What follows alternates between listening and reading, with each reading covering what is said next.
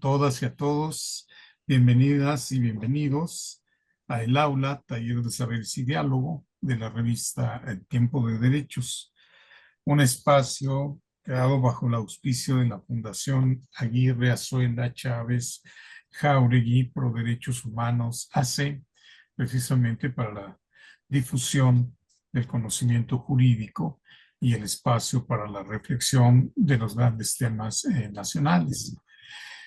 Les damos la bienvenida y quiero pues agradecer que nos inviten a este espacio a los doctores Rafael Estrada Michel y César Ruiz por la invitación y por supuesto también agradecerles a don Rafael en la parte técnica, Susana Miguel y Olivia, que nos acompañan y hacen posible estas transmisiones. Y el día de hoy pues tenemos, querida audiencia, un tema de singular importancia porque atañe a una materia común a todos y que a todos nos debe de preocupar, como es esta reforma anunciada al Poder Judicial de la Federación. Le pusimos de título a esta conversación la reforma que viene, un tanto cuanto recordando aquella pues obra de teatro de hace muchos años que en México le pusieron como título El diluvio que viene. Pues porque aquí, después de una marea rosa, pues ahora parece ser que viene un diluvio, una reforma judicial.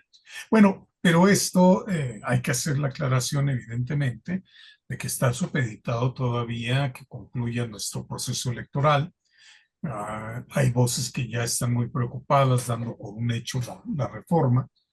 Pero lo cierto es que necesitamos esperar también a que queden ya en definitiva conformadas las cámaras para determinar si existe o no esta posibilidad del partido mayoritario de reformar la Constitución y llevar a conclusión esta iniciativa de reforma que fundó el Ejecutivo Federal el 5 de febrero de este año, con este claro propósito, entre otras cosas, por reformar al Poder Judicial de la Federación, de crear otra reforma del tamaño nada más y nada menos que de la que se hizo en 1995 con el presidente Zedillo. Esta reforma tiene pues ese gran alcance y creo que todavía más, porque la reforma de 1995, si bien afectó la integración de la Suprema Corte de Justicia de la Nación, redujo el número de sus miembros, dio por finalizada la carrera, la actuación de los que en ese momento se encontraban en ejercicio del cargo, no tuvo una repercusión hacia otros tipos de órganos, como serían en este caso los tribunales colegiados y los juzgados de distrito. Y aún va más allá todavía esta propuesta porque afecta también a los poderes locales.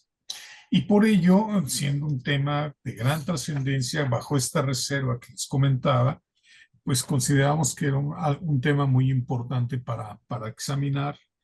Y por ello invitamos y nos hizo el favor de aceptar esta invitación al señor magistrado Octavio Ramos Ramos, quien es un muy reconocido experto tanto en materia electoral como en todas las materias que atañen a la magistratura de circuito, que desempeña pues muy dignamente. Bienvenido, Octavio, muchas gracias por aceptar esta invitación. Al contrario, muchas gracias a ustedes y particularmente a ti, distinguido magistrado, compañero de la jurisdicción y también de la academia, que hemos tenido la oportunidad de coincidir. Me siento muy agradecido en particular con la fundación, con la invitación que me formulan y particularmente pues con el auditorio que está acompañándonos en este momento. Muchas gracias, Octavio. Y sí, pues efectivamente seguimos en estos espacios académicos donde nos conocimos. Tuve el honor de conocerte por ahí en las aulas. Y bueno, continuamos en ello. Yo quiero pues hacer hincapié en que las opiniones que externamos aquí pues son a título estrictamente personal. No representamos a nadie ni podemos hacerlo además por nuestros claros impedimentos constitucionales. Y también, pues, estas expresiones son privadas, no son de las instituciones o de la institución para la cual prestamos nuestros servicios.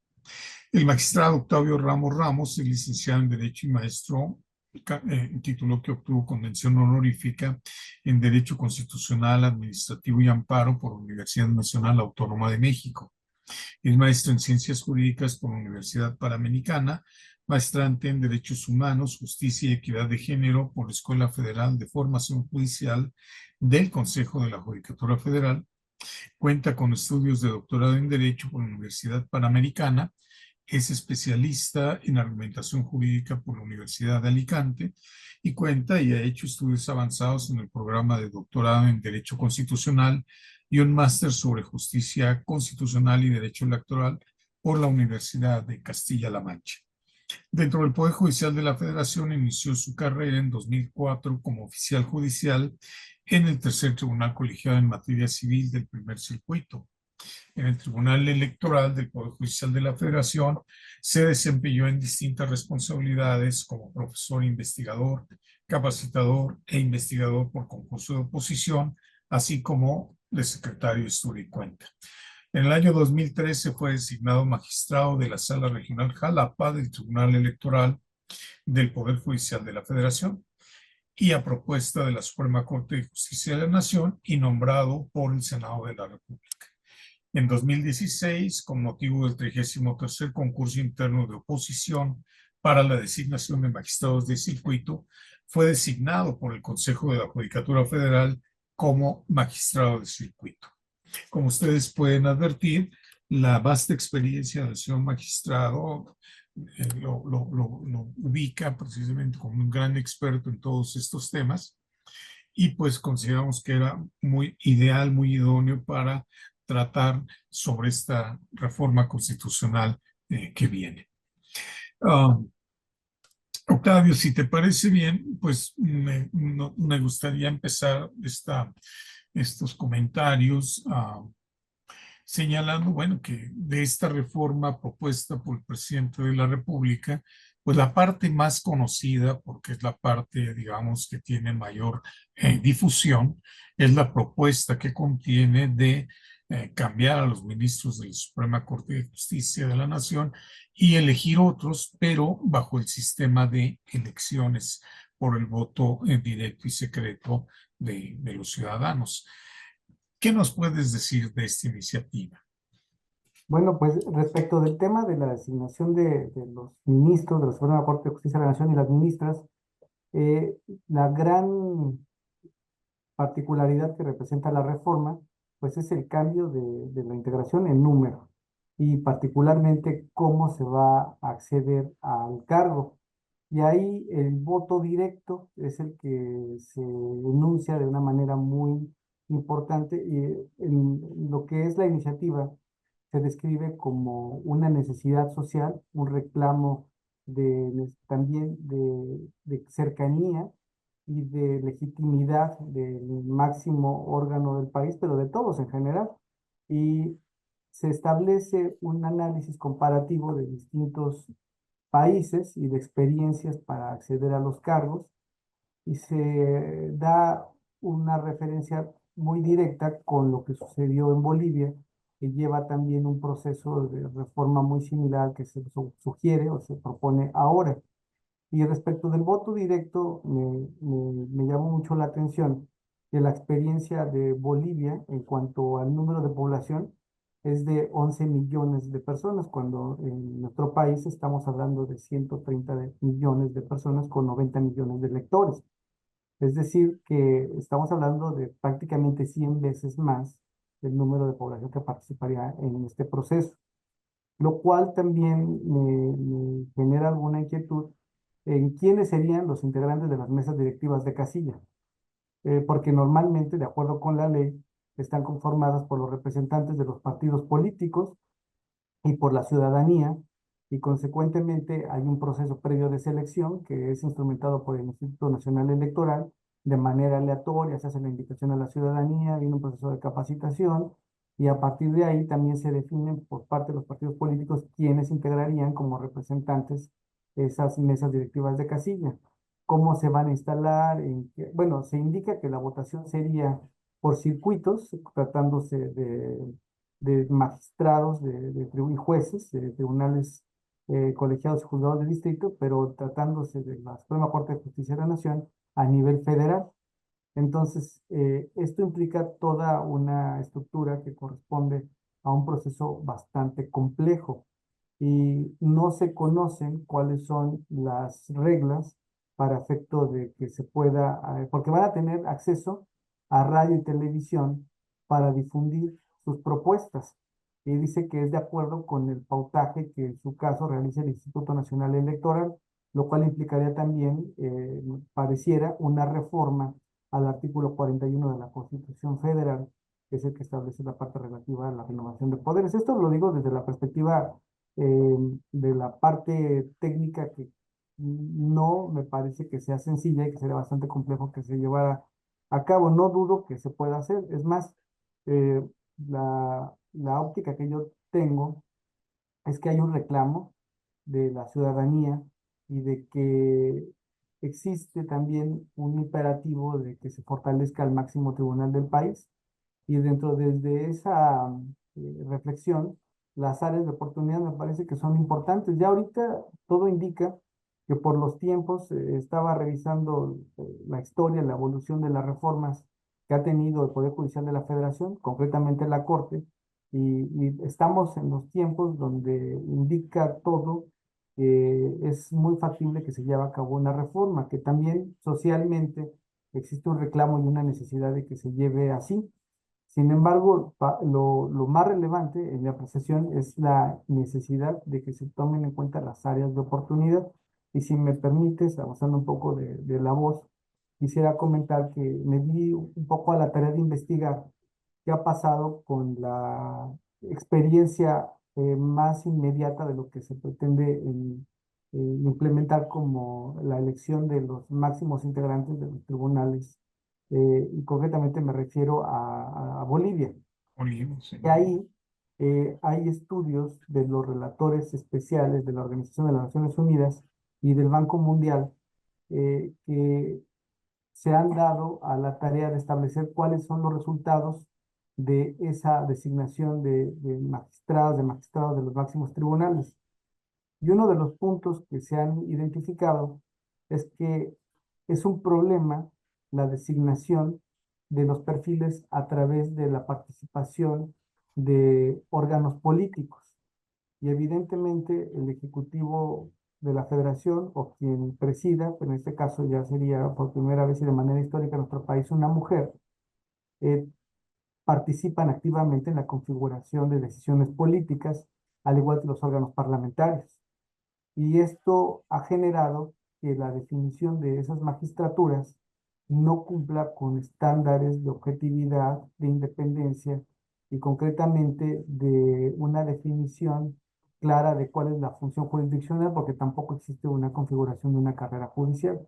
El análisis y las conclusiones a las que llegan me parece a mí que son bastante reveladoras porque lo que sugieren en la relatoría de la ONU es que se reestructure ese sistema para que se busque aquel que permita que exista un concurso por conocimientos, una designación que atienda la formación al interior de los órganos jurisdiccionales, que se defina una carrera judicial y consecuentemente que sí dentro de ese proceso tiene que haber una participación de una propuesta del Ejecutivo Federal, incluso también que pase por la aprobación de un órgano legislativo pero no la participación directa, porque lo que ha generado es una politización de la impartición de justicia y consecuentemente también un encono dentro de quien se desempeña como impartidor de justicia y la oposición política de los concretamente de Bolivia. ¿Por qué? Porque el señalamiento indica que los intereses y la defensa que se lleva a cabo por parte de las instituciones jurisdiccionales están enfocadas más en una perspectiva política que en una jurisdiccional objetiva. Entonces, creo que esa área de oportunidad habrá que examinarla porque viendo la reforma, a mí me queda claro que el diseño sí pasó por el análisis de ver esa experiencia en la bibliografía que se cita al pie de las de página de las distintas reflexiones que tiene la iniciativa, se hace referencia, por ejemplo, a la experiencia de Argentina con los jueces de paz. Y la bibliografía que se cita, el título de la obra es El fracaso de los jueces de paz en Argentina por la designación justamente de manera de voto popular. Y hay una parte que me parece a mí que también es muy importante, que se destaca digo, justamente por los relatores de la ONU, que tampoco es una votación directa, porque cuando se pasa por un escrutinio de una lista que va conformada, la preselección que le llaman, que va conformada por propuestas del Ejecutivo, propuestas del Legislativo y propuestas de un órgano jurisdiccional que ya está conformado políticamente, pues entonces la gente, la ciudadanía, no votan por un perfil que ellos decidan, sino por quien les dicen o les indican que son los candidatos. Entonces el voto, visto desde esa perspectiva, tampoco es directo porque lleva una selección de candidaturas y ya sería un voto indirecto porque uno está votando por quien dijeron que puede ser, no por quien debe de ser. Y en conclusión, lo que se dice en estos análisis es que se pierde de vista a los mejores perfiles y no son los más idóneos los que desempeñan tan delicada función. Y un último punto es que el Banco Mundial hace un análisis también de la calidad de justicia de Bolivia a partir de la instalación de la designación de sus cortes a través de voto y de la designación de sus magistraturas y jueces, de que hay una incidencia económica con la solidez de los mercados, es decir, la participación la parte empresarial en invertir en un país que no tiene un poder judicial que genere certeza en la forma en la que está trabajando, es decir, en la objetividad y en la consistencia de que efectivamente se va a resolver lo que corresponde en cada caso, incide en la incidencia o sea, en los mercados, no genera certidumbre y también afecta en la falta de inversión a nivel internacional, pero este órgano, que es el Banco Mundial, también genera apoyos que se pierden cuando no se encuentra con un sistema judicial que permita por lo menos un estándar de que exista objetividad en la designación y concretamente esto aporta a la independencia judicial. Será mi primer intercambio, discúlpenme por abusar de la voz. No, está perfecto, te abusa todo el tiempo que quieras porque nos ilustra mucho y has tocado pues dos temas fundamentales. El primero, creo yo, sería que esta gran bandera que se ha tomado para esta reforma constitucional o pretendida reforma constitucional, pues encontramos el primer error porque no es verdad que sea el pueblo el que los vaya a elegir. eh, es una elección indirecta porque pues en el sistema que están proponiendo, que le pediría de favor a Susana si nos puede apoyar por ahí con una lámina para ver estos requisitos, en realidad quienes van a ser los electores pues son el Poder Ejecutivo, el Legislativo y el Judicial al proponer a 10 personas, ¿no? Creo que es la siguiente, si nos hace un favor, aquí esté, ¿no? Aquí vemos estos requisitos, pues ¿quién va a postularlos? Pues 10 personas por el Ejecutivo, 10 por el Legislativo y 10 por la Suprema Corte. Y esos son los nombres que estarían en esta pues elección extraordinaria nacional, ¿verdad? Para poder integrar estos órganos. Como dice esta propuesta, cambiaría el número de integrantes de 11 a 9 y Ujú. se les darían 12 años de duración en el cargo.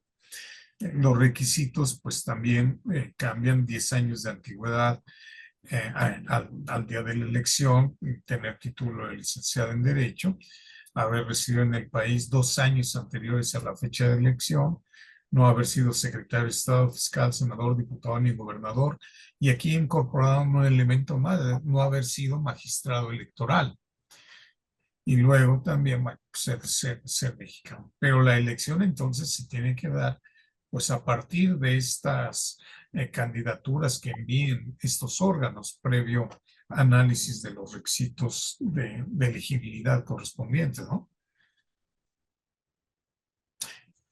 Entonces ahí pues se abre un espacio, se ha criticado y muchos expertos han comentado ya que este sistema pues no es el mejor. Y en el otro aspecto que tú mencionas, pues sí, efectivamente, estos análisis se han hecho del sistema boliviano, pues se ha visto también que existe un gran abstencionismo.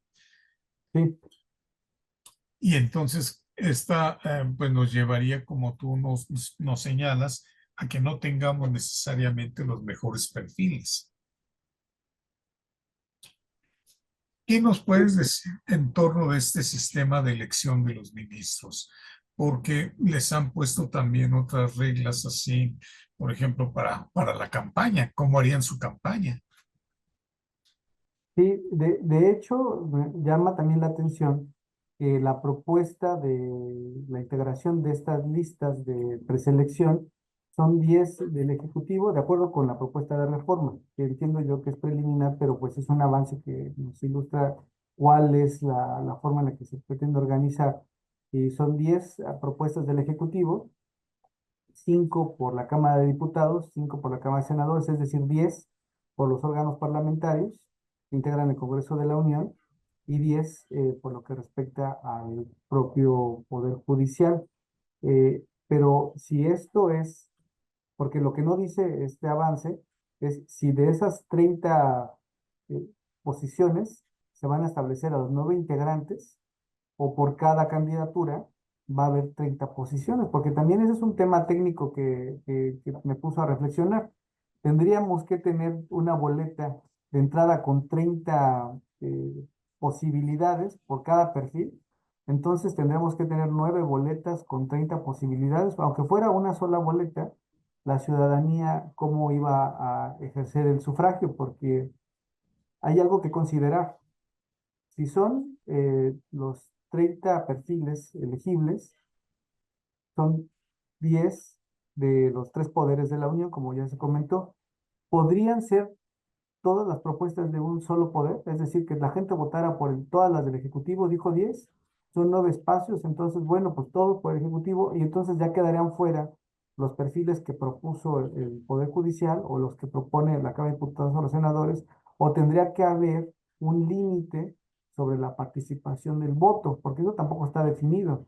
Si fuera que todos votaran, lo diría en sentido inverso, que todos votaran de acuerdo con las propuestas que formula el Poder Judicial, seguramente los órganos parlamentarios y posiblemente quien esté en el ejercicio de la propuesta por parte del Ejecutivo no estaría de acuerdo con que fueran únicamente votadas y votados las personas que fueran del Poder Judicial.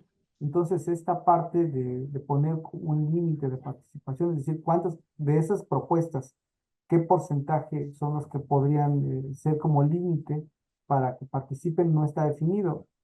Y me viene a la mente una condena que tiene el Estado mexicano por el caso de Jorge Castañeda Guzmán ante la Corte Interamericana, y es el de candidaturas independientes. Ya está previsto en nuestra Constitución. Podría haber candidaturas independientes para la asignación de ministros de la Suprema Corte de Justicia de la Nación, pues tratándose de un esquema de derechos y ya que existe una condena y es un cargo de elección popular, no habría la posibilidad, desde mi perspectiva, que dijeran candidatos independientes no pueden participar, pero esto rompería con la lógica de la propuesta o sea, de dónde van a venir las preselección de las candidaturas que van a participar.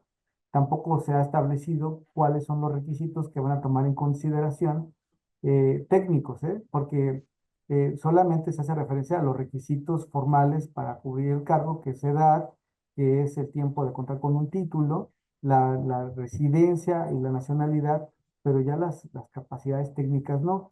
Hay una parte que me parece también importante considerar. Las sentencias que se emiten por parte de la Suprema Corte de Justicia de la Nación, por su naturaleza de órgano terminal, por sus alcances de constituir precedentes obligatorios en términos de lo que actualmente contiene el artículo 94 de la Constitución Federal, de las acciones de inconstitucionalidad y las controversias constitucionales, son aplicación directa de la Constitución y consecuentemente tienen un impacto que trasciende a toda la República Mexicana. Lo mismo ocurre, guardadas las proporciones, con las sentencias que emite el Tribunal Electoral del Poder Judicial de la Federación, sala superior o de sus salas regionales que por lo menos tienen incidencia en las circunscripciones regionales que abarcan varios estados. Y a diferencia de las actividades que realizan las juezas y las magistradas y los jueces y magistrados del Poder Judicial de la Federación, que normalmente van dirigidas a casos particulares, es decir, controversias entre dos personas, ya sea en materia administrativa entre autoridad en particular o entre pues, personas de derecho privado, es decir, no tienen esos alcances generales como ocurre con las sentencias de los máximos tribunales. ¿Por qué comento esto? Porque de hecho, actualmente el sistema de designación que se tiene para ser ministras y ministros es un proceso que es distinto al del tribunal electoral, porque el tribunal, ambos, los ministros son propuestos actualmente por el Ejecutivo Federal y tienen que pasar una comparecencia ante el Senado de la República y ahí, a partir de la votación que se requiere para que sean aprobados, si no es factible, el Ejecutivo finalmente tendrá la decisión de establecer quién de sus propuestas va a quedar como ministra o como ministro. Los magistrados del tribunal y las magistradas del tribunal electoral son propuestas a partir de que la Suprema Corte de Justicia de la Nación emite una convocatoria y se define quiénes son los perfiles que integrarán ternas y pasan al Senado de la República. Ahí me parece que la aplicación y los alcances de las sentencias por mecanismo constitucional y de acuerdo con la lógica que nuestra Constitución desde 1824 tiene, requieren de que pasen una aprobación por parte del órgano parlamentario, que son los representantes de la ciudadanía. Es decir, ahí en los órganos políticos convergen la pluralidad de las visiones políticas del país por voto popular. Es decir, que la legitimidad de la que gozan las ministras, los ministros y los integrantes del Tribunal Electoral es una legitimidad técnica, porque es a partir de los méritos que tienen, y además una legitimidad a partir de que es la expresión del Congreso de la Unión, concretamente de la Cámara de Senadores, quien valida su participación y concretamente su definición con motivo de las comparecencias que realizan. A diferencia de las juezas y jueces y magistrados, que para poder acceder a ese cargo tenemos que aprobar unos exámenes de oposición que tienen una estructura compleja, porque primero es un examen de conocimientos generales de lo que implica la función, con unos reactivos que son cuidadosamente diseñados por la Escuela Federal de Formación Judicial, y que es como un gran filtro, ¿no? Ahí se queda la mayoría de quien postula para esos concursos. Posteriormente viene el examen práctico, es decir, bueno, vamos, ya sabes teóricamente, ahora vamos a ver de manera técnica cómo lo desarrollas en el ejercicio práctico, un proyecto. Y después de que se valida y se analiza de manera también, hay que decirlo, no se conocen los nombres, es un ejercicio que es totalmente objetivo porque quien califica es un pool de personas que son previamente seleccionadas para realizar esa función con conocimientos técnicos, pero además con una plantilla específica de ciertas exigencias que se requieren para calificar esos exámenes y no se conoce a quién están evaluando. Y finalmente, en la parte donde sí se da la cara, que es en el examen oral, que se realiza ya en la última etapa del concurso de oposición, porque esos perfiles, en mi apreciación, pues son perfiles que realizan una función técnica que no tiene la consecuencia política ni los alcances nacionales, como sí ocurre con la Suprema Corte de Justicia de la Nación y el Tribunal Electoral. Entonces, en lo que corresponde a la experiencia personal, a mí me tocó la oportunidad de transitar por lo que respecta a la selección y el ejercicio de ser designado por parte del Tribunal Electoral, que requiere ya una participación en el Senado, después de un ejercicio de conocimientos que realiza la Suprema Corte de Justicia de la Nación, y ahora en mi tránsito como magistrado de circuito, pues haber realizado los exámenes de oposición. Y con sinceridad, yo lo que he podido advertir en este tránsito es que efectivamente la exigencia que se tiene en ambos procesos sí implica que exista una legitimación de quienes están ejerciendo ese cargo. Ahora, se pretende, y me hago cargo de lo que estoy diciendo en el sentido de que básicamente hay un énfasis muy importante en la propuesta de reforma de que el voto popular va a ser responsable al magistrado, magistrada, ministro, ministro, juez o juez ante la ciudadanía. Y bueno, eh, responsables me parece que siempre han sido a través del juicio político. Ha habido consecuencias de remoción o separación desde ministras y ministros, gente del Tribunal Electoral y consecuentemente del Consejo de la Judicatura Federal para jueces y magistrados. Hay una afirmación en la que se dice que la Visitaduría General no ha emitido recomendaciones a todos los órganos que visita y que parece incongruente. Bueno, las recomendaciones tienen diferentes niveles de exigencia y vienen desde observaciones, desde sugerencias, pero ahí está la información, esa información se puede medir y el trabajo que realizan los órganos jurisdiccionales está sujetos a estándares específicos de cumplimiento tanto de calidad de la prestación del servicio como del número de asuntos que tienen que egresar.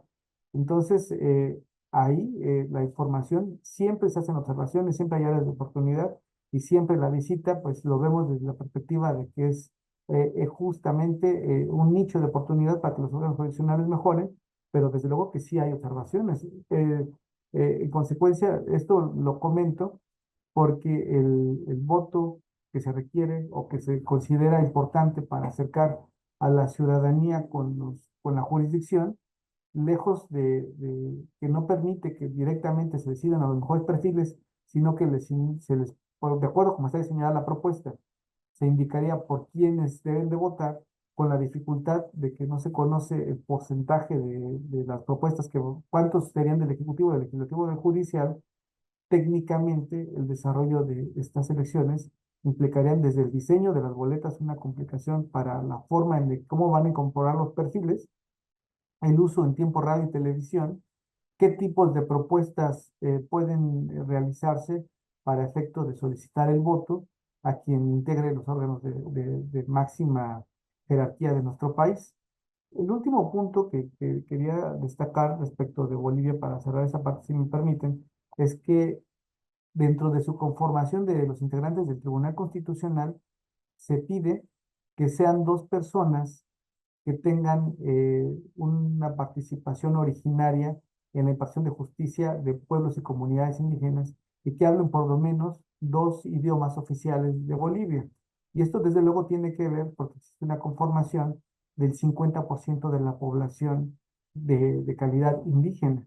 Y eso creo que es un punto que es importante también tener en cuenta que en nuestro país existe una conformación pluricultural de pueblos también afrodescendientes y guardadas las proporciones, si ese modelo se tomara en consideración, también habría que ver si se iba a incorporar alguna acción afirmativa respecto a los integrantes que van a ser propuestos para el máximo tribunal del país o al tribunal también de disciplina que es por elección. Entonces, bueno, hasta aquí estas reflexiones para no abusar tanto del tiempo, perdón. No, está perfecto, muchas gracias. Y sí, pues todo esto que apuntas nos demuestra esta trascendencia de la reforma, que a diferencia de la que se hizo en 1995, precisamente para cambiar la Corte, bajar el número de ministros de 21, salvo los supernumerarios, a 11, hoy se propone bajar pues de 11 a 9, ¿no? Pero también hay una marcada línea que nos demuestra pues, que la iniciativa de reforma también tiene algo de visceral. En la reforma que hizo el presidente Zedillo, por ejemplo, se les quitaba el carácter vitalicio a los magistrados, o por lo menos hasta, digo, a los ministros, perdón, hasta los 75 años. Se decía, vas a durar 15 años en el ejercicio del cargo, pero al final de este encargo tendrás un derecho a una vez de retiro. Y así se fue construyendo toda esta etapa. Esta reforma dice, bueno, los que están en funciones cesan en sus funciones cuando rindan protesta a los nuevos y se irán sin haber de retiro ni nada. Entonces, Ujú. esto nos muestra que hay algo más de sentimiento que de razón. Pero esta reforma, decíamos, a diferencia de aquella, va más allá porque afecta también a magistrados y a jueces. De hecho, Ujú. pues afecta toda la estructura del Poder Judicial Federal porque también afecta a consejeros de la judicatura y a magistrados, tanto de sala superior como de sala regional. Entonces, la afectación es a todos los cargos de mando, digamos, del Poder Judicial de la Federación. Entonces aquí también pues hay un cambio en jueces y magistrados que le quisiéramos pedir por favor a Susana si nos puede poner esta lámina que se denomina jueces y magistrados Y pues a propósito de ella, ¿qué nos puedes comentar? Por favor, Octavio. Sí, hay una parte que me parece también que debíamos de considerar.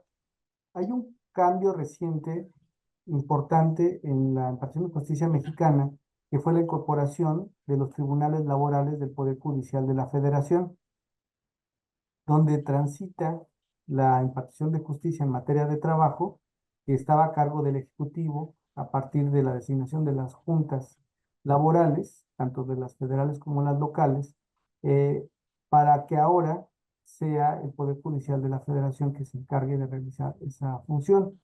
Quien ha tenido la oportunidad de esa experiencia de acudir a las juntas de trabajo y de ahora pasar a la impartición de justicia en materia laboral desde el ejercicio oral con jueces federales que realizan la impartición de justicia a partir también ya de no peritos, que exista ahí el que se designa, el que viene de la contraparte para apoyar su dictamen y el tercero en discordia.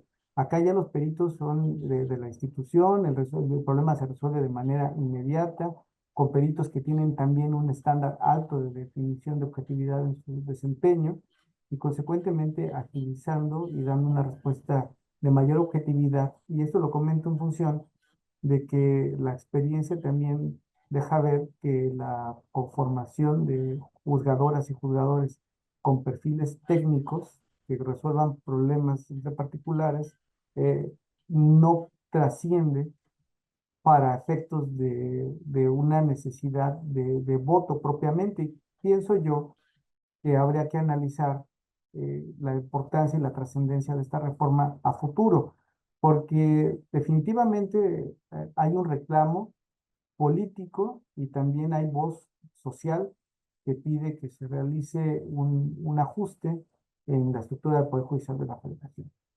En esto siempre que sea para mejorar, habría que verlo con ese ánimo. Yo pienso que el momento que tenemos ahorita con una renovación del Ejecutivo, ahora con una mujer que va a encabezar la responsabilidad de dirigir este país, con una perspectiva política que ha logrado obtener resultados importantes en las urnas y concretamente una participación política muy fuerte en los congresos, que se busque, que se atienda a ese ánimo que la Organización de las Naciones Unidas ha tenido para efecto de establecer cuáles serían los parámetros que permiten tener un poder judicial más fuerte, más sólido y más empático con la ciudadanía. También, desde luego, esta experiencia para el Poder Judicial de la Federación, y hablo a título personal, implica tener una mayor sensibilidad, una mayor cercanía, una mayor participación de nuestras actividades frente a los usuarios y las usuarias y también hacer lo propio para que nuestras sentencias sean más entendibles, más sencillas, que busquen justamente esta cercanía que no se ha tenido en razón de que en un momento históricamente se ha dicho que las juezas y los jueces hablamos por las sentencias, pero a veces las juezas y los jueces, magistrados, magistradas y ministros, hacemos otro tipo más de actividades, como ahorita, por ejemplo, que estamos compartiendo ideas desde la perspectiva académica. Y creo que es importante acercarnos más a la ciudadanía y hacernos cargo de que la reforma posiblemente es un área de oportunidad para buscar mejoras. Y si eso es así, pues yo siento que sumaría mucho que se tomara en consideración estas reflexiones y la experiencia internacional, porque como decía en el texto que corresponde a la propuesta de reforma, hay bibliografía muy importante que se nota que quien realizó el trabajo conoce y que podríamos ahí mismo, dentro de de lo que se citó, encontrar también que hay una parte crítica que puede llevar a un mejor puerto esta propuesta de reforma. Sí, y esta reforma pues viene a afectar una parte fundamental porque también dispone pues que los magistrados y jueces que se encuentren en funciones al entrar en vigor del decreto pues también tendrán que dejar estos cargos y pues en un primer momento llevarse a cabo una elección que tiene que ser también nacional, porque no está previsto de otra manera en los transitorios, y entonces tendría que hacerse esta elección de carácter nacional respecto de personas pues, que no las van a conocer. Más adelante ya el sistema hará que la votación sea, si se aprueba, desde luego, en su circuito, nada más, por circuito judicial. Pero para esta primera integración, para esta primera conformación, pues vamos a tener ciudadanos que vivan en Yucatán eligiendo a jueces que tienen que estar en Nuevo León, por ejemplo. Entonces, la reforma tiene muchas grandes desventajas y problemas de implementación que sería oportuno que lo reflexionaran bien porque estamos hablando de un número pues importante en esta materia. Si pudiéramos pasar una lámina más adelante donde tenemos datos numéricos, por favor. La siguiente, por favor. Otra más. Ahí. Tenemos ahorita, bueno, pues aproximadamente 885 magistrados, 750 jueces, y con cambiar a todos estos funcionarios en un momento y elegir otros, no es algo sencillo. Porque todos ellos han sido formados bajo un esquema de carrera judicial, que es, creo yo, la principal afectada en este sistema y la principal afectada con ello, pues es la sociedad. Antes de la reforma de 95, el sistema de designación de jueces y magistrados, pues era por designación de los ministros integrantes del Pleno.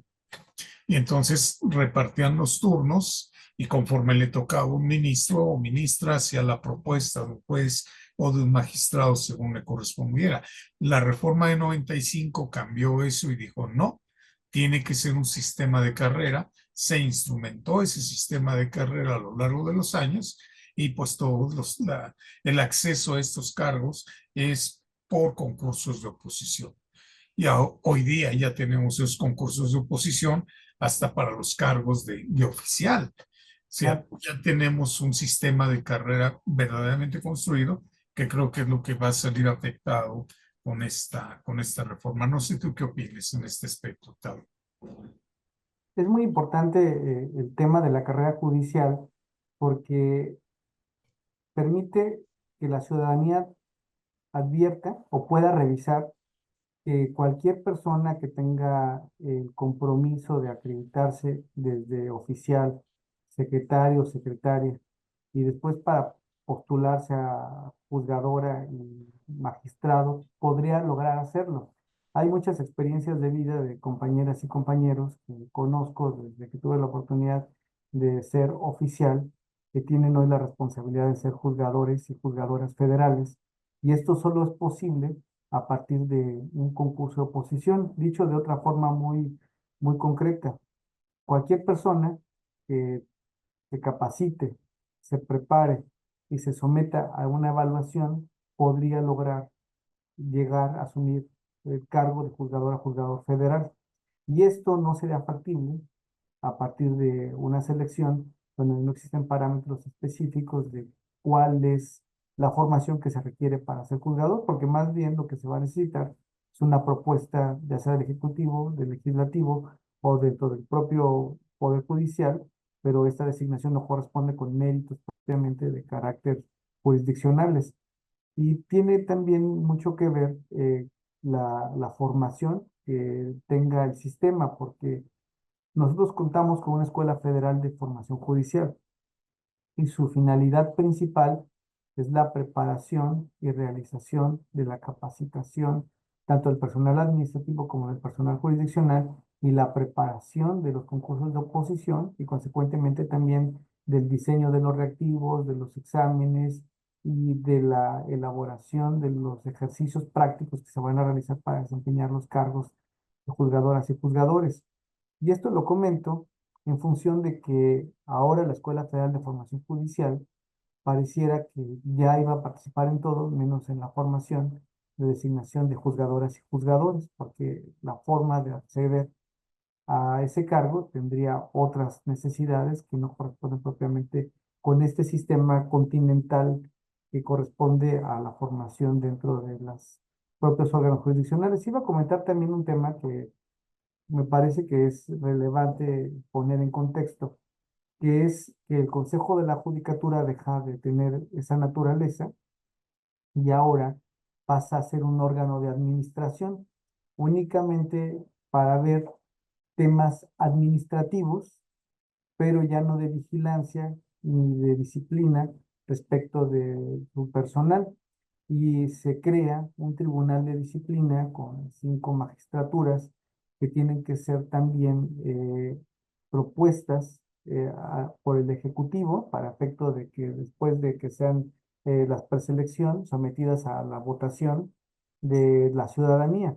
Este tribunal de disciplina va a tener como finalidad darle seguimiento a las actividades que realizan los juzgadores dentro de la perspectiva que se está configurando como la idónea para el ejercicio de la función, pero dentro de la experiencia que han tenido otros países que cuentan con un tribunal de disciplina separado del órgano administrativo, también ha generado conflictos. Y de hecho hay experiencia desde la conformación del primer Consejo de la Judicatura en España, que entró en conflicto con el Tribunal Supremo Español.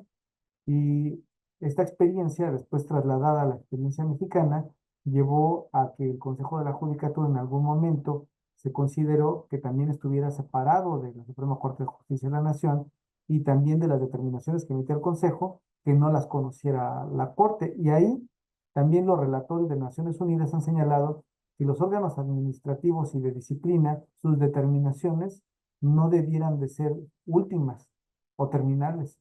Esas resoluciones tienen que ser sujetas de control de legalidad y constitucionalidad por otro órgano. Entonces, este diseño en el que la determinación que emita el Tribunal de Disciplina, que va a conocer tanto de las juzgadoras y juzgadores federales de las magistraturas, del Tribunal Electoral, incluso de los ministros, pues pareciera que está convirtiendo en un supertribunal que tendría el control de la permanencia de las juzgadoras y los juzgadores, desde las ministras y ministros hasta las juezas y jueces federales. Y dentro del análisis que se realiza de las prácticas o buenas prácticas del Poder Judicial, implica que esta separación agrega un mayor ejercicio del gasto público porque ya son dos órganos como el Consejo y el Tribunal de Disciplina que requieren un presupuesto, que tienen actividades que están estrechamente relacionadas y en esta relación también hay un punto que es importante que leí en la propuesta de reforma. Puede emitir acuerdos generales el órgano administrativo judicial, lo que sería el Consejo, pero desde la perspectiva administrativa. El Tribunal de Disciplina puede ordenar al órgano administrativo que emita acuerdos. Entonces ahí estaría ya un, un área de oportunidad que habría que reflexionar qué tan positivo sería, porque ya es una vinculación. En todo caso, pareciera que no tendría por qué separarlos, ¿no? Entonces que sea el Tribunal de Disciplina y que jerárquicamente ya le dé instrucciones de organización al área administrativa que se tiene. En síntesis, el comentario va dirigido a esa parte, que esta separación se argumenta en la propuesta de reforma tiende a que, uno, que las juezas y los jueces no son vigilados de manera adecuada y que si cometen faltas, al existir cercanía, son exonerados de la responsabilidad que puedan ser sujetos, porque se atribuye que los ministros de la Corte tienen una incidencia en la definición de las determinaciones del Consejo. Eso es lo que se dice en la propuesta de reforma. Sin embargo, al tener una integración, el Consejo de la Judicatura ya desde ahorita, por el Ejecutivo Federal, por el Senado de la República y por el propios magistrados y jueces de carrera judicial, pues implica ahí que hay un mecanismo que no es atribuible al Consejo propiamente. Es decir, ya hay participación de los órganos políticos, que sería en este caso el Senado de la República y el Ejecutivo Federal en las definiciones que emite el Consejo. Y conociendo el perfil de las integrantes y los integrantes del Consejo de la Judicatura, históricamente, no desde ahorita, y estoy también haciendo referencia a la experiencia que tuviste directamente, magistrado, cuando integraste el órgano jurisdiccional, pues tú sabes que es un órgano colegiado que toma definiciones a partir de acuerdos que son aprobados por el Pleno, no son unilaterales. Y si bien a lo mejor la separación de la Corte y del Consejo en términos de la historia y de la propuesta de reforma podría ser un experimento que puede ser un área de oportunidad, también me parece que no podría afirmarse que la exoneración es que no hay una disciplina o una vigilancia, porque pues con frecuencia existen procedimientos que se instauran para las titulares y los titulares de los órganos jurisdiccionales, incluso por el hecho de que las resoluciones no se emiten en tiempo, que es el otro punto que ahora la reforma tiene prevista. Y me llama la atención que se suba a nivel constitucional, que si no se resuelven los amparos en materia fiscal dentro de 6 meses y los penales dentro de un año, van a ser sujetos, el órgano jurisdiccional está obligado a informarle al Tribunal de Disciplina que no ha cumplido con los tiempos para realizarlo y justificar por qué no lo ha hecho. Y realmente, si vamos a ese punto, hay estudios de desarrollo económico que establecen que cada 100.000 habitantes sería conveniente que hubiera por lo menos 65 juzgadores, y lo que tenemos en nuestro país son 4. Entonces, esa es una de las razones por las que implica que seguramente no se puede cumplir con la misma demanda de lo que se recibe, es decir, la oferta de todo lo que llega no puede ser resuelto en la misma proporción porque las manos no alcanzan, pero todo el personal, trabajadoras y trabajadores como juzgadoras y juzgadores, están sujetos a un cumplimiento mínimo de desempeño de su función, porque también es uno de los estándares que están previstos para la permanencia en el cargo.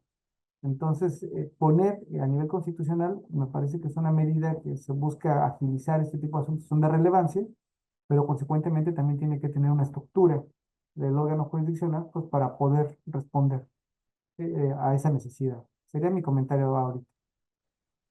Muy certero y muy preciso, y te lo agradezco mucho. Fíjate que has puesto el dedo en la llaga porque esta separación en dos órganos de lo que hoy todavía es el Consejo de la Judicatura, pues no tiene realmente una justificación. Lo hacen realmente porque si no quedaría el mismo órgano y no se demostraría la necesidad de cambiarlo cuando el actual órgano pues tiene estas funciones de administración, vigilancia, disciplina, etcétera, y el otro órgano se ocuparía del tema de la disciplina judicial. La lectura de la iniciativa muestra que hay un gran desconocimiento de lo que es el Poder Judicial y de lo que es también el Consejo de la Judicatura. Este órgano surge también con la reforma de 1995 y copiaron el modelo español. Mm, Del modelo español lo copiaron, lo trajeron y ahora pretenden, muchas voces se pronuncian porque hay que separar a la Corte y al Consejo. Cuando a mí me preguntan, ¿tú qué piensas de eso? Yo digo, sería un error muy grave. Bastaría analizar qué es lo que pasó, por ejemplo, o qué está pasando todavía en España entre mm, las relaciones del Consejo con el Tribunal Constitucional y veremos que es una relación que ha llegado a temas muy agudos de enfrentamiento. Aquí vamos a tener tres órganos cumulares, tres órganos cúspide. Por un lado la Corte, por otro lado el de Administración y luego un supertribunal de disciplina judicial que hasta va a poder enjuiciar a los ministros. mm. Y este es un absurdo total. O sea, no tiene sentido. Entonces tendrían que ver y aprovechar en esta experiencia, asomarse a qué está sucediendo en España, el resultado de esto, porque no toman en cuenta una cosa muy importante. Jueces, magistrados y todo el personal que elaboramos para esa institución en la parte de Consejo de la Judicatura, pues orgánicamente para efectos de administración, vigilancia, disciplina y carrera, pues dependemos del Consejo de la Judicatura. Pero jurisdiccionalmente dependemos de los criterios de la Suprema Corte. Y entonces, si separamos estos órganos, vamos a crear una familia disfuncional y vamos a tener órganos que van a llegar a conflictos porque sus labores tienen mucho roce. Eso por una parte. Por el otro, decir que el Tribunal de Disciplina Judicial es necesario es desconocer la labor sancionadora que ha hecho el Consejo de la Judicatura desde hace muchos años. En una Secretaría de Estado, pues no hay ningún proceso abierto contra un secretario por su mal desempeño o contra un director general. En cambio, en esta parte, en el Poder Judicial de la Federación, todos los días, todos los años, se practican labores de inspección a los juzgados y a los tribunales y se Ujú. supervisa el cumplimiento de sus disposiciones. Y se sanciona también a los que se salen del cauce legal correspondiente, también recienten sanciones. Ha habido casos de magistrados que han sido destituidos, de jueces que han sido destituidos, secretarios, etcétera, y estos, bueno, tenían la oportunidad de ir ante la Suprema Corte de Justicia de la Nación a pedir una revisión. Con este supertribunal, los magistrados y jueces, en un caso de no ratificación o de destitución, pues seguimos siendo ciudadanos de segunda, porque una persona imputada por el más espantoso delito tiene la oportunidad de ir ante un juez Ujú. y que se le considere su presunción de inocencia. Y tiene derecho a que se lleve un juicio, que se dicte una sentencia, a un recurso de apelación, incluso al amparo directo. O sea, tiene todas estas instancias hasta de llegar a la Suprema Corte planteando un problema de constitucionalidad. Pero un juez federal o un magistrado federal no, se viola su derecho fundamental de audiencia, porque la sanción que imponga ese Tribunal de Disciplina Judicial, integrado por personas que ni siquiera van a tener el conocimiento pleno de la función, no podrá ser impugnada de ninguna manera. Esta es una violación flagrante a todos los derechos humanos. Por eso digo que los magistrados y jueces pues los tratan como ciudadanos de segunda. Pero bueno, tú has puesto esto muy en claro, esta modificación del Consejo de la Judicatura Federal, pues que también es muy importante. Pero hay otro elemento verdaderamente preocupante, porque si ya decíamos, bueno, la reforma del 95 nada más se quedó en la Corte, esta va más allá, porque también afecta a los tribunales locales, ¿no? Ujú. ¿Qué nos puedes comentar de eso, Octavio? Es relevante porque el comentario general de los usuarios de la justicia, y también eso es una afirmación que hago a título personal, pero es de que los poderes judiciales de las entidades federativas pues están sujetos a distintos retos, presiones propios del diseño político de esa entidad federativa. Y bueno, como ejemplo, para justificar mi afirmación, nada más bastaría poner independencia judicial en el buscador de jurisprudencias del semanario judicial y pues nos salen sentencias de casi todo el país y jurisprudencias donde se hace referencia a los conflictos que se han presentado con motivo de la designación de juezas y jueces a nivel local. Es decir, las entidades federativas también es lo que se vincula de acuerdo con la reforma, es que van a tener que realizar los ajustes como si fuera una ley general, en los mismos términos que esta propuesta de reforma para los tribunales del Poder Judicial de la Federación. Es decir, implica la indicación de que tendrán que realizar sus procesos selectivos también para la asignación de sus juezas y jueces. Y si el tema se venía ya en el sentido de que la Administración de Justicia local tenían deficiencias presupuestales, tenían deficiencias de la configuración de sus juezas y jueces, influencia de poderes fácticos en la toma de sus decisiones. También un tema más enfatizado respecto de, de la falta de cuidado disciplinario de sus integrantes, es decir, señalamientos de que se tenía que dar, por ejemplo, dinero para copias, para mandar un oficio, para realizar una notificación, que son prácticas que son vistas normalizadas en el Palacio de Justicia local. No lo digo en sentido peyorativo, sino lo digo en función de que son dinámicas que desde que yo era pasante en el Poder Judicial de la Federación nunca ha ocurrido, pero cuando me tocaba ir en el despacho a realizar alguna actividad en el Poder Judicial de la Ciudad de México, pues si yo quería hacer una notificación, tenía que cargar el oficio y el oficio tenía que hablar con una persona para efecto de que me dijera qué necesitaba yo aportarle para que lo tuviera listo y consecuentemente también hacer la cita con el notificador. Y eso pasa en todo el país. Y lo comento porque si se busca fortalecer a una institución, esta sería el área de oportunidad que necesita el país. Es decir, si el Poder Judicial de la Federación, como está ahorita, es la institución donde muchas personas refieren que realmente encuentran justicia, que cuando acuden aquí se resuelve lo que debe de ser, pudiera tomarse esa experiencia y adecuarla a la nueva visión política que se tiene tanto a nivel federal como local para fortalecer a los poderes judiciales locales. Sería muy bueno, sería una cosa muy oportuna. El tema es que la configuración de este sistema parece que no está privilegiando el conocimiento, la trayectoria, la formación y la capacidad de determinados perfiles.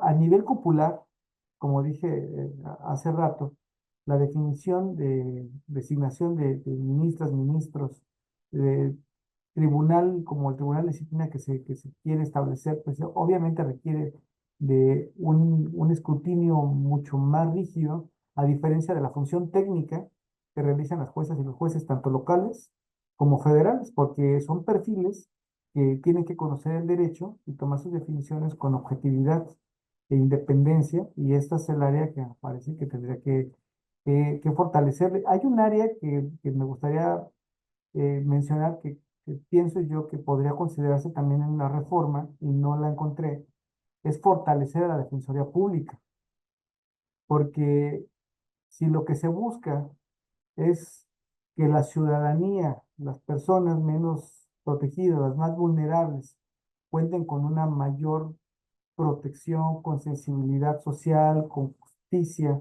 y se busque que tengan una mejor defensa, pues la Defensoría Pública bien podría ser un área de oportunidad y de formación de perfiles que puedan cumplir con ese vínculo con la sociedad y también con esa exigencia, porque los defensores públicos son críticos de lo que somos las juezas y los jueces, y ellos son los que nos someten a consideración propuestas también bastante interesantes. La Defensoría del Poder Judicial de la Federación me parece que ha tenido también cambios muy importantes, pero las defensorías en las entidades federativas de los poderes judiciales locales, ahí es un área también enorme que se puede mejorar. Y desde luego, si lo que se quiere es un mejor poder judicial, también se requiere que los que acuden como parte de los usuarios del servicio se encuentren bien representados. Entonces, en el ejercicio de la abogacía, también valdría la pena hacer alguna reflexión si se empiezan a formalizar ciertos parámetros o criterios para cumplir con un estándar mínimo de conocimiento, como sucede con barras de otros países que cuando formulan un perfil o presentan un perfil, son gente que acreditó ante esas barras de manera seria y objetiva que tienen una base mínima para poder ejercer la carrera. Es decir, una cosa es la formación académica, pero otra es que tenga la capacidad técnica y práctica para poder defender de manera adecuada a las personas. Siento yo que en esta área de oportunidad podría ahí capitalizarse mucho para mejorar la percepción de la ciudadanía con lo que representa tener una adecuada defensa legal. Mi comentario. Muy buen comentario.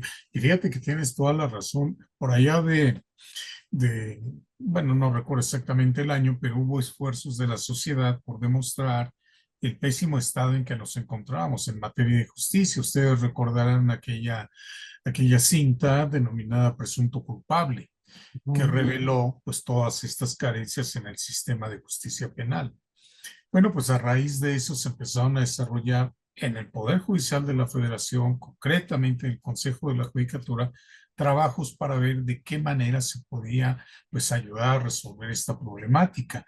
Se hizo un estudio y se encontró las enormes diferencias que existían entre las defensorías públicas.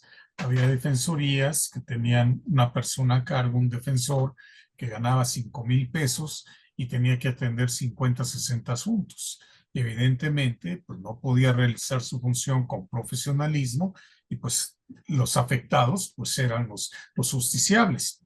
En cambio, se hacían comparativas con otros estados de mayor capacidad económica, con mejores prestaciones para sus defensores, tenían menos asuntos a su cargo y un índice de efectividad más alto.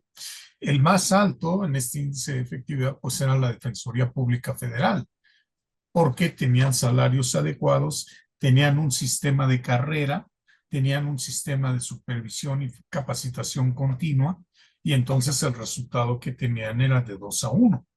Evidentemente no podíamos esperar que tuvieran un resultado favorable al 100%, porque eso implicaría entonces que nadie cometía delitos, pero sí tenían un nivel que les permitía auxiliar de una manera muy profesional pues a todas las personas que tanto en el rubro de defensoría como en el rubro de asesoría buscaban el auxilio de la Defensoría Pública. Y realmente no tiene por qué ser distinta la justicia para una persona que vive en Campeche que para una persona que vive en Jalisco o una persona en Baja California y otra en Veracruz. La justicia tiene que ser de calidad para todos. Por esa razón incluso se llegó a proponer una reforma de hacer la Defensoría Pública Federal abierta a toda la población.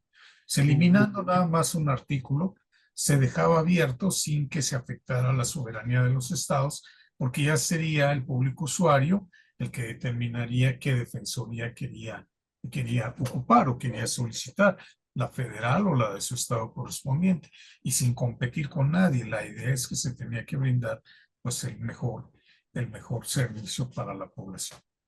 Y esto, bueno, pues nos lleva también a otro tema muy interesante. ¿Qué pasa con los derechos de los trabajadores? Porque en esta reforma va enfocada directamente a estos cargos de mando en el Poder Judicial Federal y en las de los estados, es decir, a ministros, magistrados, consejeros, jueces, etcétera. Pero, ¿qué pasa con el personal? Hay mucha inquietud en el personal de apoyo que también tienen un sistema de carrera, que han trabajado muchos años, que se preparan día con día y que son los que hacen realidad y posible todo el trabajo que desarrolla el Poder Judicial de la Federación, como lo son los secretarios, los actuarios, los oficiales judiciales, los coordinadores técnicos administrativos, etcétera. Hay una gran cantidad de personas que tienen esta incertidumbre. ¿Qué opinas tú de esta reforma en ese sentido? Yo desearía que se respetaran los derechos laborales como han comentado. Esto ha sido más expresión verbal cuando consultan y les preguntan por lo que respecta a los derechos del personal. Tendría que emitirse desde luego un catálogo de puestos, redefinirse cuál sería, porque sí se hace referencia a una carrera judicial, no se dice cuál, no se dice cómo. Desde luego todo pareciera que ya ser juez y magistrado, ministro y ministro, pues no estaría afuera, ¿no? Ya eso parece que ya son, porque incluso se cambia la expresión de designación a elección. Es decir, ya es un cargo de elección popular. Y ahí, por lo que respecta al personal, sí se mantiene la Escuela Federal de Formación, porque dice que va a participar en la capacitación, en la formación de estos perfiles. Yo desearía que, atendiendo a las expresiones que se han dicho por quienes van a tomar las decisiones, y me refiero concretamente a los órganos parlamentarios y a quien está ya dirigiendo la posible renovación del Ejecutivo Federal en nuestro país, es eso, que sí se van a respetar. De hecho, es gente muy valiosa, como bien apuntas, gente que está preparada, que tiene certificado su conocimiento, pero además yo tengo claro, y seguramente es algo que podemos compartir, que desde que uno es oficial hasta los cargos de actuario y secretario, la permanencia es todos los días. Todos los días podemos equivocarnos de una manera tan grave que es suficiente para que nos vayamos. Y todos los días se realizan también construcciones de nuestro desempeño como parte del Poder Judicial de la Federación, con el compromiso, con la exigencia y con el amor que se tiene a nuestro país. Y en esa medida, mi convencimiento del personal con el que colaboramos, con las compañeras y compañeras que he coincidido en el transcurso de mi vida profesional en el Poder Judicial de la Federación, pues me queda claro que son perfiles muy valiosos que se necesitan para poder obtener esa experiencia y buscar las mejoras, porque esta reforma yo deseo de manera interna, con mucho ánimo, que se realice de una manera que permita fortalecer, en lugar de tal vez de llevarnos a un camino incierto. No quiero decir que va a debilitar, pero ya en el camino andado la experiencia deja ver que esta no podría ser la designación más adecuada para todos los cargos de juezas y jueces. Posiblemente a nivel popular, estructural, sí pudiera tener una justificación derivada, desde luego, también de tener presentes a los mejores perfiles, pero juezas y jueces, secretarias y secretarios. Por ejemplo, en la experiencia de Bolivia, hay un cargo que se conoce como el cargo de vocal judicial. Y el vocal judicial es una especie como de secretario. Y ahí una de las grandes eh, críticas, pero concretamente de las áreas de oportunidad que fueron señaladas como conclusiones, es que falta un reglamento que establezca su participación dentro de la carrera judicial. Es decir, es una reforma que ya tiene muchos años y pareciera que no es lógico que no esté establecida concretamente cuál va a ser la estructura de toda la carrera judicial de quienes desempeñan una función tan importante como que nos auxilian en la elaboración de proyectos. Entonces, trasladado eso a la experiencia mexicana, en esta propuesta de reforma, sería muy bueno que se estableciera cómo va a conformarse la carrera judicial y que se van a respetar los derechos laborales de quienes ya tienen un espacio ganado y reconocido dentro de la institución y sobre todo, pues quienes cuentan con una base que se han ganado con méritos, con esfuerzo y además que son pilares de sus familias, porque la mayoría de las personas, mujeres y hombres que se encuentran aquí trabajan tiempo adicional al que corresponde al ordinario, que es un tema que tampoco se ha tomado en consideración. Es decir, el cumplimiento de las cargas de trabajo, no vi que en la reforma se tomara en consideración que a las secretarias y a los secretarios se les pide un mínimo de proyectos a la semana y que las juezas y jueces tienen que entregar un mínimo de asuntos a fin de mes para efecto de la estadística y que las magistradas y los magistrados por semana tenemos que cumplir con un mínimo de egresos de asuntos. Entonces, bueno, también ahí se puede analizar y ver la productividad y establecerse también pues el tipo de asuntos que estamos resolviendo, que no son cosa menor y que requieren de una exigencia pues intelectual y técnica en muchos de los casos fuerte. Y esto es muy importante porque realmente si no analiza con cuidado esta propuesta, pues se va a crear un sistema totalmente incongruente, ¿no? Les vamos a exigir a los oficiales, actuarios, secretarios, que sigan un sistema de carrera, que avancen en estos cargos con exámenes de oposición, pero que hasta llegar al cargo de secretario, pues ahí se queden, porque el de juez, magistrado, ministro va a ser por elección. Entonces tendrán que esperar a que pasen los 9 años del que esté designado, si es que no se reelige, para poder participar o concursar. Y esto es totalmente contrario a todos los fines de la carrera judicial. Por eso es muy importante. Pero bueno, por lo menos en esta iniciativa, el artículo 10º transitorio, pues sí dice que se deben de respetar los derechos de los Ujú. trabajadores. Y esto creo que debe de exigirse porque esta iniciativa, repito, tiene que analizarse con mucho detenimiento porque va a provocar una serie de conflictos con otros preceptos constitucionales también. Por ejemplo, en el tema de remuneraciones, simple y sencillamente se dice que serán inferiores a las del presidente de la República, pero no se toma en cuenta que ya hubo una reforma anterior al artículo 127, que por cierto, esa propuesta de que nadie más gane más que el presidente de la República, pues no fue de este presidente, la hizo este presidente al que odia mucho, Felipe Calderón, y él fue el que la llevó a la Constitución y francamente no hubo ningún problema porque solo fue hasta que llegó en 2018 este nuevo Ejecutivo Federal que decidió por sí y ante sí bajar su sueldo, que pasó a afectar a todo el servicio público. Y desde ahí no han podido construir un sistema que analice cuál debe ser la correcta remuneración de los servidores públicos. Pero yo creo que para nuestros compañeros, pues sí pueden tener un cierto grado de tranquilidad por este artículo 10º transitorio que garantiza el respeto de sus derechos, y también incluso para aquellas personas que ya se retiraron, que ya están jubilados y que, bueno, tienen estas pensiones complementarias porque pues también el 10º transitorio señala que se deben de respetar. Pero esta propuesta, si no se analiza debidamente, que digo, pues es facultad del legislativo emitir sus normas, pues eso nadie se lo discute, pero que lo Ujú. haga lo mejor posible, creo que sería lo más deseable, porque va a tener muchos impactos a la sociedad si se aprueba tal como está, esta iniciativa. ¿Qué te parece a ti esto nosotros consideramos que puede tener estos impactos, pero ¿qué opinas tú? Pues realmente la conclusión a la que yo llego es que hay una propuesta que no está cerrada, que también se ha dicho que va a ser sujeta de un diálogo abierto. Ahí los métodos, las formas y la participación de las distintas corrientes políticas, porque también hay que verlo desde esa perspectiva. Hay un debate de ideas en el órgano parlamentario y las minorías, por lo menos desde la perspectiva democrática, tienen una participación y un discurso que es importante que se incorpore en todo proceso legislativo.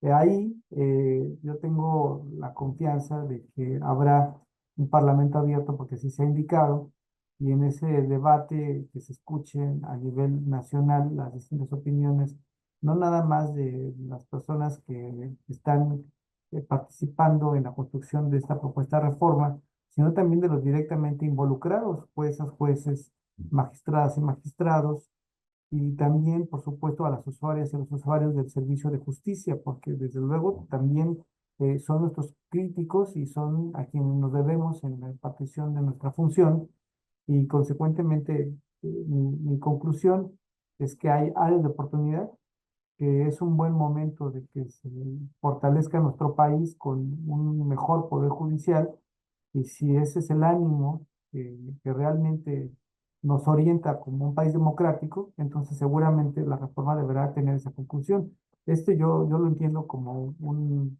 un primer avance que está sujeto a buscar un mejor contenido. Así lo veo y también de alguna manera es la expresión de que no se ha cerrado y que va a estar sujeto a ser perfectible. Y en esto también vale la pena un ejercicio crítico como partes integrantes de la institución. Es decir, venimos transitando con la realidad normativa que nos regula, pero también los cambios tienen siempre algún área positiva. Y confío, como ha pasado en la historia de la Suprema Corte de Justicia de la Nación, como un órgano de gran relevancia e importancia en nuestro país, de la fortaleza de nuestra cultura y también del amor que tenemos por nuestro país, que el resultado tiene que ser algo positivo. Eso es lo que yo deseo y veo en mi conclusión. Muchísimas gracias, Octavio. Pues hemos abusado ya mucho de tu tiempo. Además, especialmente agradecidos porque, bueno, venías de otro evento donde impartiste una conferencia. Entonces, te agradezco mucho también que te hayas tomado este tiempo. Y bueno, abriríamos un espacio por si existen preguntas de nuestra audiencia para que, pues, podamos darles respuesta o ampliar esas inquietudes o dudas que tengan. Claro, al contrario, si me permiten, el agradecido soy yo infinitamente por la oportunidad de estar con ustedes y con su auditorio. Muchas gracias. Pues no sé si es tradicional ya que nuestros anfitriones, don César Ruiz y nuestro querido doctor Rafael Estrada Michel, pues luego nos formulan algunas interrogantes. No sé si es el caso porque no veo ahorita en el chat al menos alguna pregunta. Gracias, magistrado. Hay un comentario de nuestra visitante más recurrente, si usted, Ah, sí. Sí, perdón, adelante, adelante, César. no, si usted lo quiere leer, No, adelante. no, no, adelante, por favor. Sí, es la doctora Ete Luján. que nos Sí, dice, es que en vez de reformar, complica y tiene aspectos antirreforma, y decirle eso al Senado la aprobación. Buenas noches y muchas gracias por la oportunidad. pues todo lo contrario, muchas gracias a la doctora que siempre nos hace el honor de escucharnos y de participar con nosotros. Sí, pues ese es el tema, que ojalá quepa la sensatez y tengamos un ejercicio de análisis, ya que han ofrecido que van a hacer estos foros de consulta, pues que pueda haber la participación incluso de los actores de esta obra, ¿no? Sí, pues sí, sin duda. Bueno, de entrada, le agradezco a ambos su tiempo y la minuciosidad con la que nos han explicado esta reforma de la que todo el mundo está hablando, todo el mundo tiene cierto temor, pero que pocos conocían realmente a profundidad. No sé si, bueno, más bien estoy seguro que se despejan muchas dudas, pero pues al final también se abren más inquietudes con todos los temas que ustedes nos están explicando y han abundado en cuanto al contenido de la misma. Yo la primera pregunta que les tendría es, ah, y sinceramente, pues bueno, no sé si lo alcanzarán a ver mis ojos, pero este ejercicio más bien no nos demuestra que debe de haber ciertos candados en las democracias para evitar para evitar un ejercicio abusivo del poder cuando un órgano, ya sea a nivel ejecutivo o legislativo, tiene una mayoría absoluta. ¿No creen que debería de haber ciertos mecanismos que impidan el abuso del poder para tomar control de un tercero que no se somete a sus deseos? Esa sería una pregunta un poquito más política, más general. Y ya en cuanto a lo personal, cuanto a lo particular de reforma, por lo que yo entiendo, no he leído la exposición de motivos, me gustaría saber si ustedes tuvieran algún comentario al respecto. ¿Cuál es la razón? En la exposición de motivos, cuál sería la justificación que da origen a esta reforma? Porque por lo que yo veo, no es una reforma estructural, no es una reforma de procedimientos, no es una reforma para reducir las cargas de trabajo, no es una reforma para agilizar los juicios, es una reforma realmente para cambiar al personal. Entonces, una reforma que por lo que yo entiendo está basada en la idea, errónea por supuesto, de que existe corrupción en el Poder Judicial. Entonces, si el supuesto que sirve de punto de partida a esta reforma es erróneo, ¿no carecería esta de legitimación? ¿No podría incluso considerarse que no cumple con el objetivo por el que se está creando?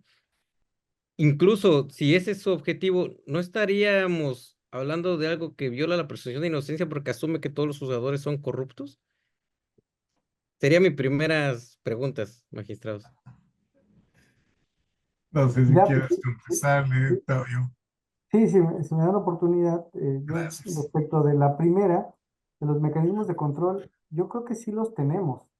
Nuestra Constitución Federal sí permite que exista de entrada, pues la soberanía nacional reside de original y esencialmente en el pueblo, y todo poder que se instituya será en beneficio de él, del pueblo. Y para su ejercicio se divide en poder ejecutivo, legislativo y judicial, y cada quien tiene sus funciones distribuidas. ¿Por qué digo que sí tiene los mecanismos? Porque para realizar una reforma constitucional se requiere que exista una mayoría de posiciones políticas. No hablo de una sola fuerza, sino que exista una mayoría del Congreso con las distintas posiciones políticas que consideren que es adecuado realizar una modificación constitucional. El mecanismo democrático y el control existe. El punto real es que la sociedad votó por otorgar esta confianza en la renovación del Congreso y del Ejecutivo Federal. Y por eso es que me parece que esta área de oportunidad es enorme, porque el nivel de votación fue muy alto y consecuentemente el compromiso social, porque una de las cosas por las que se dice que los jueces y jueces tienen que ser votados de manera directa es porque hay una responsabilidad con la ciudadanía. Y esta enorme realidad histórica de que una mujer va a dirigir nuestro país, yo confío profundamente en la sensibilidad de las personas y de las mujeres y los hombres, pero pienso que una oportunidad tan particular históricamente como la que se tiene es un área de oportunidad que se tiene que capitalizar para la mejora del país.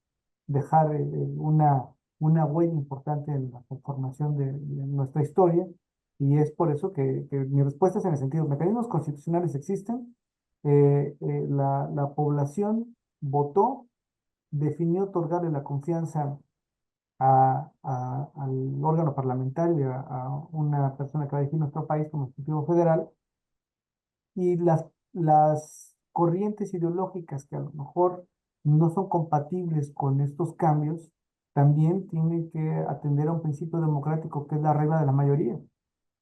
Es dentro de la conformación de los estándares de configuración democrática, estas determinaciones pueden no ser del agrado de todas y de todos, pero dentro de los principios de tolerancia, de apertura y de pluralismo, tienen que entenderse y asumirse como áreas de oportunidad, no estar cerrados a un cambio. No podemos resistirnos. La historia, la naturaleza, la vida misma implica que estamos sujetos en cambios de manera constante, nada es permanente, y esta circunstancia que se presenta yo confío en esta circunstancia democrática de que seguramente se va a buscar un área de oportunidad. Es lo que debiera ser. En un deber ser es una oportunidad enorme para que se busque fortalecer un poder judicial de esa manera, ¿no? Y por otra parte, lo que respecta a la razón, en la reforma, yo cuando empecé a leer la reforma, pues hay unas cosas que consideré, sí, con sinceridad también, dije, está fuerte, ¿no? O sea, el argumento que se lleva para justificar la reforma es de causas estructurales de la reforma al Poder Judicial. Y se establece uno, que es la ausencia de una verdadera independencia.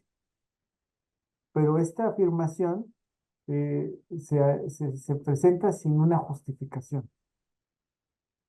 Y se dice que como causas estructurales hay impunidad y falta de justicia.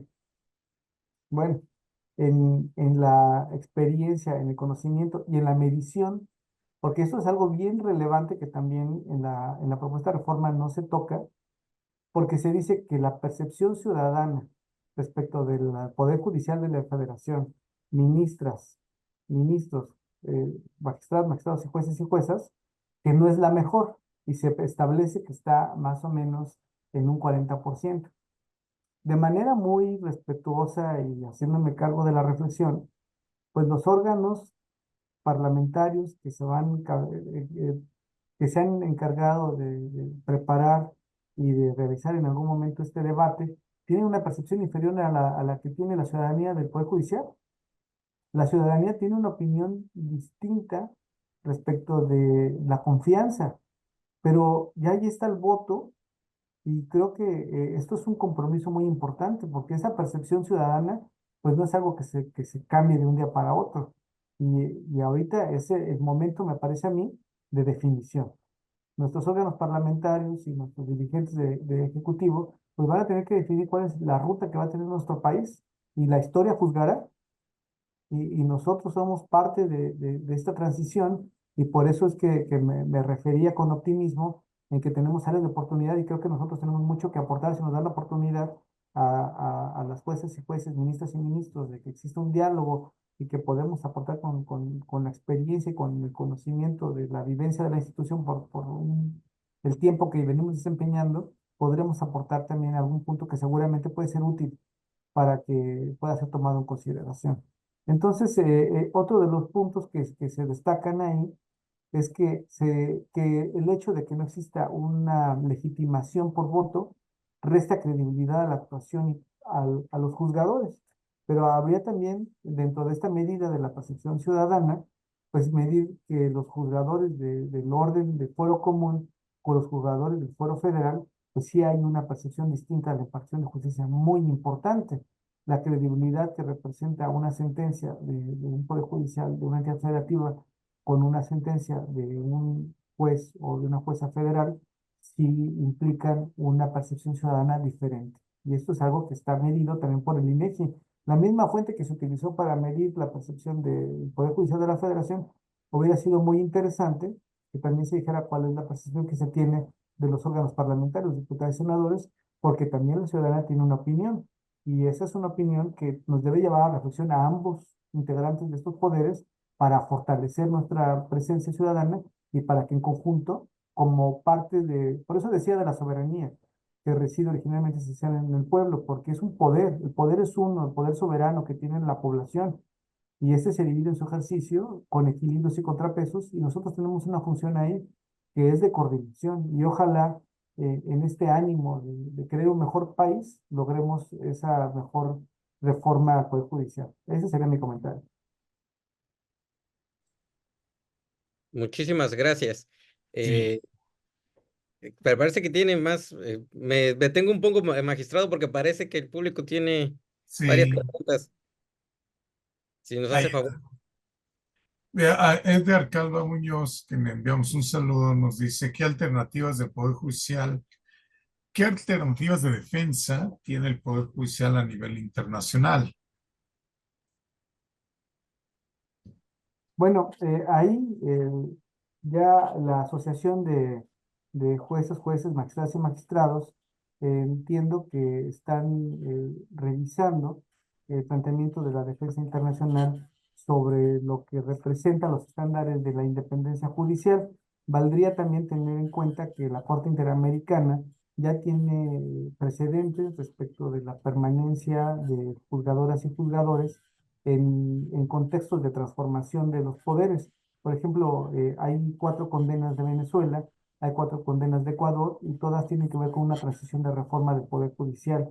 Desde luego, pues esto es un tiempo en lo que llegan a la comisión y de la comisión, en su caso, después a la Corte Interamericana, pero bueno, se está preparando la ruta por parte ya de quienes conforman parte de la Asociación de Jueces y Magistradas y Magistrados.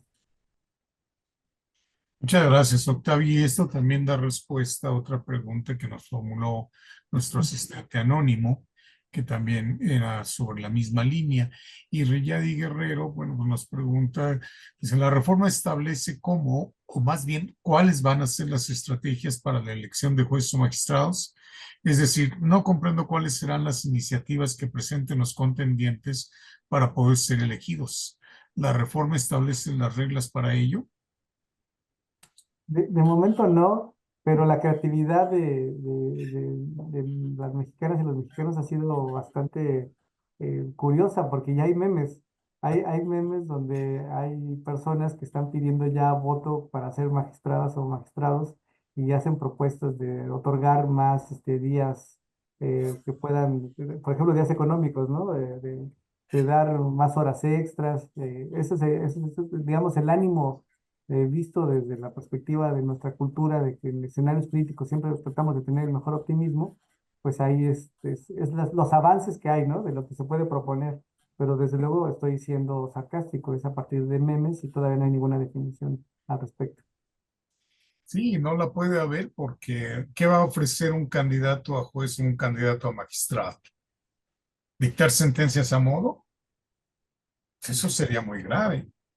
Eso rompería toda su estructura. Entonces, ¿qué puede ofrecer? ¿Gorras y tortas a quien vaya a votar por él? Entonces, ese es parte de los contrasentidos de esta reforma, ¿no?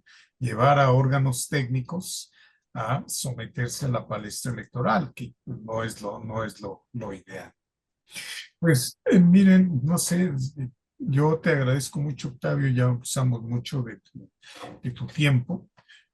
Bueno, no sé si don Rafael Estaviche nos quiera hacer algún comentario, perdón, don Rafael.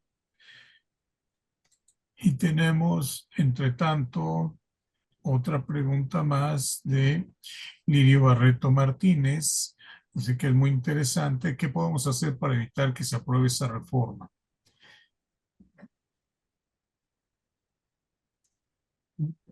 Bueno, si me preguntan, yo diría que lo que tenemos que hacer es lo que todos los días estoy seguro que hacen, su trabajo de la mejor manera, el compromiso social con nuestro país, tratar de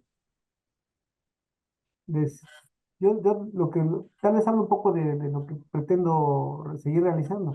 Mi trabajo, como el primer día que tuve el honor de estar en la institución, con ese ánimo, con esa fuerza, con esa energía, y a partir de ahí siempre también, y es algo que pienso, por un poco de la experiencia del proceso de vida, que cuando sucede alguna cosa no deseada, siempre viene algún área de oportunidad positiva. Entonces, sin un ánimo, digamos, de tratar de persuadir con un optimismo injustificado, es prepararse. Me gusta mucho una expresión de la obra del Príncipe Maquiavelo, en la parte donde hace referencia a la guerra y dice que hay que prepararse para la guerra en tiempos de paz, porque si esperas a que exista una circunstancia de emergencia y pretendes resolverla sin tener la preparación, vas a fracasar. Entonces, bueno, estamos, sin hacer una analogía o apología respecto de la guerra, estamos en un momento donde seguramente algo va a pasar y tenemos que estar preparados para poder reaccionar y poder también participar en esta dinámica, porque acuérdense que las especies que permanecen no son las más fuertes, sino son las que se adaptan mejor a los cambios. Y en esta medida, la forma de adaptarse pues, es con la preparación y con el conocimiento que todas y todos tienen para que en el momento de que se presente algún ajuste, ojalá sea con el ánimo de fortalecer y valorar la capacidad y el conocimiento y puedan incorporarse también a mejores posiciones, ¿por qué no? Sí, nuestro asistente anónimo pues nos formuló un comentario que le parece absurdo que un exministro esté implementando una reforma que según quiere combatir la corrupción. Bueno, es su comentario, pero él también pregunta que si la salida de jueces y magistrados tiene contemplado que se retiren con haber de retiro en la reforma o se van con las gracias. Pues quizás si se concreta ni con las gracias, porque, Sí, ¿no? pero bueno, esto lo que nos importa es que estas decisiones que se tomen en uno u otro sentido, pues causen el menor daño a la sociedad, que vean que todo el esfuerzo que se ha realizado en el Poder Judicial de la Federación por construir un sistema de carrera, el único objetivo que tiene, pues es una justicia de calidad. Sé que hay muchos errores, sé que hay muchos problemas, todos somos autocríticos, no decimos que sea una institución perfecta, por supuesto, pero sí hay mucha gente que trabaja todos los días, de todas las semanas, de todos los meses, de todo el año, para tratar de brindar un adecuado servicio. Estimado Octavio, pues muchísimas gracias. Ha sido de verdad un verdadero placer tenerte aquí con nosotros y escucharte.